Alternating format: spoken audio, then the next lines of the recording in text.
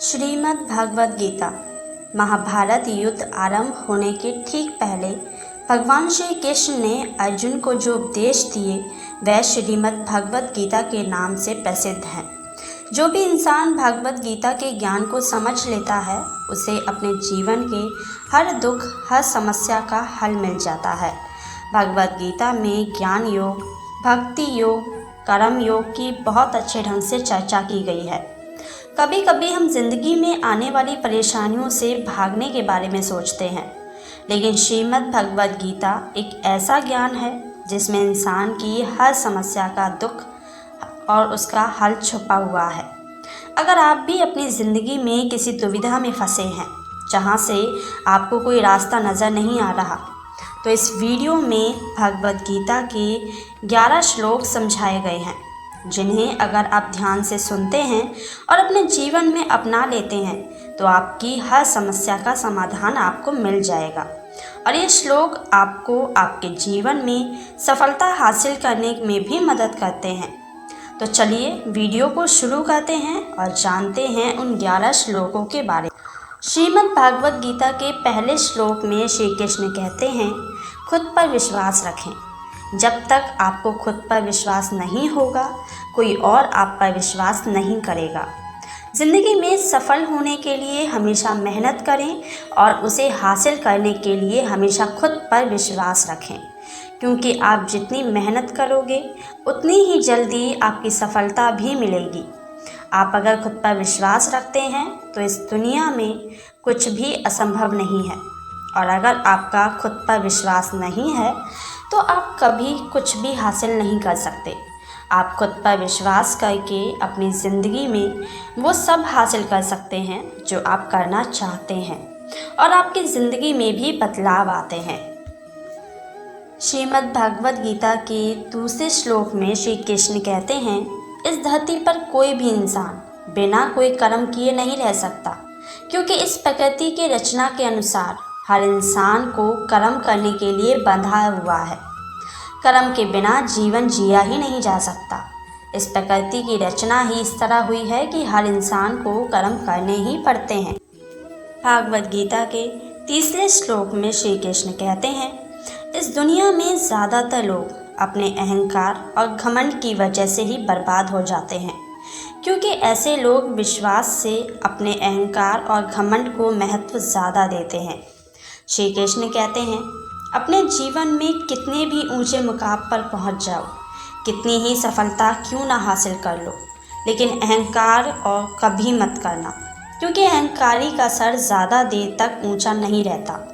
अहंकारी इंसान हमेशा दूसरों को नीचा दिखाने में ही लगा रहता है, और वो ये भूल जाता है कि आज वो जिस बात पर इतना अहंकार दिखा रहा है, कल वो उसके पास रहे या ना रहे ये तो वो खुद भी नहीं जानता, क्योंकि समय कब बदल जाए ये कोई नहीं जानता। एक अहंकारी इंसान अपने अहंकार के चलते वो उस सभी से धीरे धीरे दूर हो जाता है जो उसके अपने होते हैं, क्योंकि ऐसे इंसान के साथ ना तो कोई रहना पसंद करता है और ना ही कोई बात करना पसंद करता है। हम में से कुछ लोगों को लगता है कि वो सब कुछ जानते हैं, उन्हें किसी से कुछ भी सीखने की ज़रूरत नहीं है। हाँ, ये हो सकता है कि आप बहुत कुछ जानते हों, लेकिन सब आप खुद ये कहते हैं कि मैं सब कुछ जानता हूँ, उस दिन आप एक अहंकारी इंसान बन जाते हैं। ये हो सकता है कि आप बहुत जानते होंगे, लेकिन याद रखें, सब कुछ नहीं। अपने अहंकार को कभी अपने दिमाग पर न चढ़ने दें, क्योंकि जितनी जल्दी आपने सफलता की सीढ़ियाँ चढ़ी हैं, वहीं से नीचे उतरने में आपको देर नहीं लगेगी। भागवत गीता के चौथे श्लोक में श्री कृष्ण कहते हैं, बदलाव ही जीवन का नाम है, इसलिए हमें कभी भी बदलाव से नहीं घबराना चाहिए। अपने जीवन में बदलाव से कभी ना घबराएं, क्योंकि इस संसार में बदलाव से ही परिवर्तन होता है, और परिवर्तन हमेशा अच्छे के लिए होता है। हमारी ज़िंदगी में होने वाले बदलाव कभी कभी हमें दुख भी देते हैं, लेकिन वो कभी हमेशा के लिए नहीं रहते। दुख जाने के बाद सुख भी ज़रूर आता है। जैसे मौसम को समय समय पर बदलना ज़रूरी है, वैसे ही हमारी ज़िंदगी को भी समय समय पर बदलना ज़रूरी है, क्योंकि अगर बदलाव नहीं होगा तो हम अपने जीवन में कभी आगे नहीं बढ़ पाएंगे, वहीं पर रुक जाएंगे। जिस तरह तालाब में भरा हुआ पानी रुका हुआ होने की वजह से सड़ जाता है, उसमें बदलाव ना होने की वजह से उसमें काई जम जाती है, ठीक उसी प्रकार अगर हमारी ज़िंदगी में बदलाव नहीं होगा तो हमारी ज़िंदगी भी एक जगह रुक जाएगी और सड़ जाएगी, मतलब नष्ट हो जाएगी। इसलिए बदलाव बहुत ज़रूरी है। भागवत गीता के 5वें श्लोक में श्री कृष्ण कहते हैं, आलस, कार्यता और डर इंसान के वो दुश्मन हैं जो इसे सफल होने से रोकते हैं। अगर आपको अपने जीवन में सफल होना है तो आपको अपना आलस, डर छोड़ना होगा, क्योंकि एक आलसी और डरपोक इंसान ना तो कभी सफल हो सकता है और ना ही अपनी ज़िंदगी में कभी आगे बढ़ सकता है। इसलिए आप अगर अपनी ज़िंदगी में कुछ करना चाहते हैं तो अपने आलस और डर को बाहर निकालिए, क्योंकि आलस और डर के रहते हम वो हासिल नहीं कर सकते जो हम करना चाहते हैं। भागवत गीता के 6ठे श्लोक में श्री कृष्ण कहते हैं, हमारे जीवन, हमारा भविष्य हमारे देखने का नज़रिया तय करता है कि किस इंसान को, उसकी बातों को हम किस नज़रिए से देखते हैं। क्योंकि कभी कभी कोई इंसान गलत नहीं होता, लेकिन हम उसे गलत समझ बैठते हैं।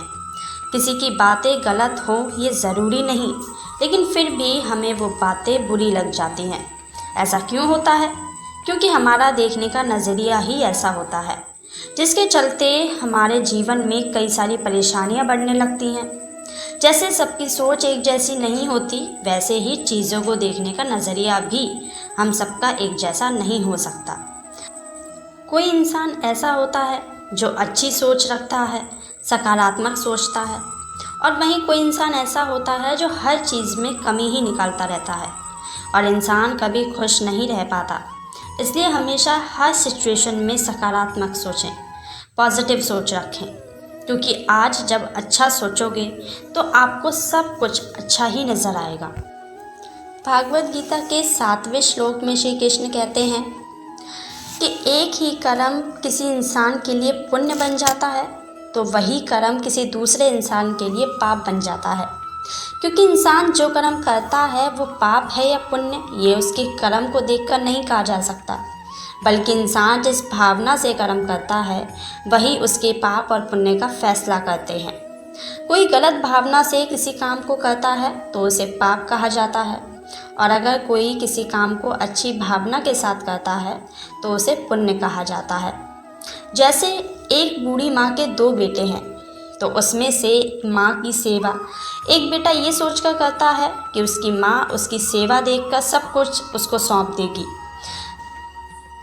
तो इस बेटे का कर्म पाप में गिना जाता है। और वहीं दूसरा बेटा ये सोचकर सेवा करता है कि ये तो मेरी माँ है, इसकी सेवा करना मेरा कर्म है, मेरा फ़र्ज़ है, तो इस बेटे का कर्म पुण्य में गिना जाता है। काम दोनों एक ही करते हैं, लेकिन भावना दोनों की अलग है। एक के लिए स्वार्थ है तो दूसरे के लिए फ़र्ज़। यही कर्म होता है, पाप और पुण्य में यही अंतर होता है। भागवत गीता के 8वें श्लोक में श्री कृष्ण कहते हैं, आधे से ज़्यादा इंसान अपनी ज़िंदगी में इसलिए भी सफल नहीं होते क्योंकि वो सही समय का इंतज़ार करते रहते हैं और कहते रहते हैं कि मेरे इस काम के लिए अभी ये सही समय नहीं है, और ये सोचकर अपना काम शुरू ही नहीं करते और हमेशा सही समय का इंतज़ार ही करते रहते हैं। इसलिए कभी अपनी ज़िंदगी में कुछ कर ही नहीं पाते। श्री कृष्ण कहते हैं, सफलता आपकी मेहनत लाती है, समय नहीं। अगर आपको कुछ करना है तो उसे जब आप उस काम के लिए तैयार हों तभी शुरू कर लें, क्योंकि जब काम शुरू ही नहीं करोगे तो सफलता किस में हासिल होगी। किसी काम को करने कभी सही समय नहीं आता, बस आप जब उस काम को करने का मन बना लें वही उसके लिए सही समय है। हमारी ज़िंदगी में हर पल कीमती है, लेकिन हम उसे सोचने में और सही समय का इंतज़ार करने में बर्बाद कर देते हैं। श्री कृष्ण कहते हैं, अपने समय का सदुपयोग करना सीखिए, क्योंकि जो समय चला जाता है तो फिर वो दोबारा लौटकर नहीं आता। भागवत गीता के 9वें श्लोक में श्री कृष्ण कहते हैं, हमें बिना फल की चिंता किए अपने कर्म करने चाहिए, क्योंकि हम अपने कर्म फल का अनुमान नहीं लगा सकते। हमारे कर्म कैसे हैं और हमें उसका फल कब मिलेगा, ये बस ईश्वर ही जानता है। क्योंकि फल निश्चित नहीं होता, इसलिए फल की चिंता करना बेकार है। श्री कृष्ण कहते हैं, कर्म करना हर इंसान का कर्तव्य होता है। इंसान जब फल के लालच में कर्म करता है तो वह अपने कर्म को ही भूल जाता है। इसलिए इंसान को सिर्फ अपने कर्म पर ध्यान देना चाहिए, क्योंकि हमें हमारे कर्मों का ही फल मिलता है। फल की चिंता नहीं करनी चाहिए, क्योंकि अगर इंसान अपना कर्म करना याद रखता है तो ईश्वर भी उसका फल देना हमेशा याद रखता है। आपके कर्मों का फल आपको कब, कैसे, कहाँ मिलेगा, ये सोचकर चिंता में रहना बेकार है। बस इस विश्वास पर रहो कि कर्म अच्छे हैं तो फल भी अच्छा ही होगा, और बिना फल की चिंता किए अपने कर्म करते रहो। भागवत गीता के 10वें श्लोक में श्री कृष्ण कहते हैं कि इंसान का जीवन अनमोल है, इस बात से कोई इनकार तो नहीं करता, पर यह भी एक परेशानी है कि हमें ईश्वर की दी इस जिंदगी को, इस शरीर को उतना महत्व नहीं देते जितना महत्व हमें देना चाहिए। हम अपने शरीर के ऊपरी हिस्से रंग रूप को बहुत महत्व देते हैं, लेकिन मन में ईश्वर बैठता है और इसको महत्व देना कोई ज़रूरी नहीं समझता। इसलिए हम सुख दुख के बीच में फंस कर रह जाते हैं और खुद का निर्माण ही नहीं कर पाते। आज अगर सबसे ज़्यादा ज़रूरी कुछ है तो वो है खुद का निर्माण करना। ईश्वर ने हमें श्रेष्ठ बनाया है, लेकिन हमें अपने मन, कर्म, वचन से भी खुद को श्रेष्ठ बनाना होगा। जितना ध्यान हम अपनी सुंदरता, रूप, रंग का करते हैं, उतना ध्यान हमें अपने ईश्वर रूपी मन पर भी देना चाहिए। उसके लिए हमें सिर्फ अच्छाइयों से, सकारात्मक सोच पर ध्यान देना होगा। हमें औरों के साथ साथ अपने अच्छे गुणों पर भी ध्यान देना होगा। हमारे अंदर ईश्वर ने सभी अच्छे गुण दिए हैं, बस हमें उन्हें पहचानना होगा, क्योंकि उनका सही प्रयोग करके हम अपना निर्माण कर सकते हैं। जब हम अपना निर्माण कर लेते हैं, मन से अच्छे हो जाते हैं, तो हमें हमारे आसपास के सभी लोग अच्छे लगने लगते हैं। हमारी ज़िंदगी शांति और खुशी से भरी हुई लगती है। याद रखिए, आपकी पहचान आप नहीं बल्कि आपका स्वभाव होता है। जब आप मन से अच्छे हो जाते हैं, अच्छे विचार रखते हैं, तो सभी आपसे खुश रहते हैं और सही मायने में आपका निर्माण भी होता है। भागवत गीता के 11वें श्लोक में श्री कृष्ण कहते हैं, इंसान का जन्म इस पृथ्वी पर खाली हाथ होता है। उसके तन पर कपड़े भी नहीं होते और मरने के बाद भी खाली हाथ अकेले ही जाता है। लेकिन जब तक इस पृथ्वी पर जीता है, पैसों के पीछे, न जाने कितनी चीज़ों के पीछे भागता रहता है। पैसों के लिए लोगों के साथ बेईमानी करता है, अपनों को नुकसान पहुंचाता है, दिन रात मेहनत भी करता है, लेकिन फिर भी मरते टाइम कुछ भी अपने साथ नहीं ले जा पाता। तो फिर लोभ और लालच किस बात का? ये हमारे सभी के जीवन की बहुत बड़ी सीख है। अपनी ज़िंदगी से लोभ और लालच को हटाओ, अपनी ज़िंदगी में खुश रहने की कोशिश करो, क्योंकि लालच ही हमारी ज़िंदगी को बर्बाद कर देता है। जब हम खाली हाथ आए हैं और हमें खाली हाथ ही जाना है, तो फिर किस चीज़ का लालच लेकर रखना? क्यों लोगों से बैर रखना? क्यों किसी का बुरा सोचना और किसी के साथ बुरा करना? बस खुश रहो और खुश रखो। तो फ्रेंड्स, इस वीडियो में बस इतना ही। वीडियो कैसा लगा मुझे कमेंट करके ज़रूर बताइए। अगर वीडियो पसंद आई हो तो इसे लाइक शेयर ज़रूर कर लें और ऐसे ही वीडियो देखने के लिए मेरे चैनल को सब्सक्राइब कर लें। मिलते हैं नेक्स्ट वीडियो में नेक्स्ट टॉपिक के साथ। Thank you for